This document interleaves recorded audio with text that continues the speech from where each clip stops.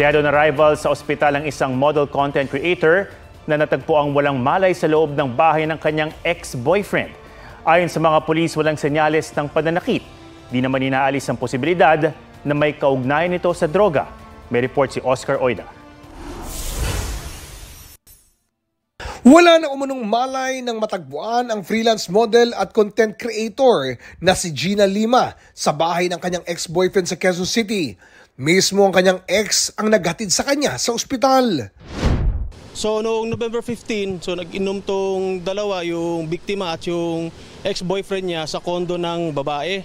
Tapos noong November 16, umuwi sila kasama na yung babae sa bahay ng lalaking. Ayon sa pulisya, natulog pa ang dalawa pero pagkagising ng ex-boyfriend, pilit niyang gisingin yung biktima pero unresponsive na.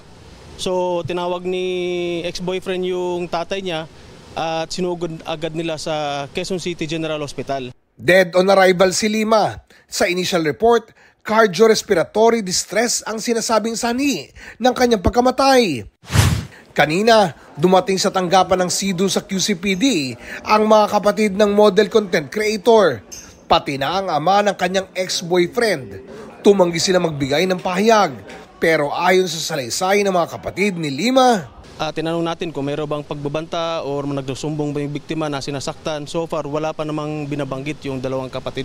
Di rin isinasantabi ng mga pulis ang posibilidad na may kinalaman ito sa droga. May tableta at saka suspected kush. So, pending po sa result ng laboratory exam.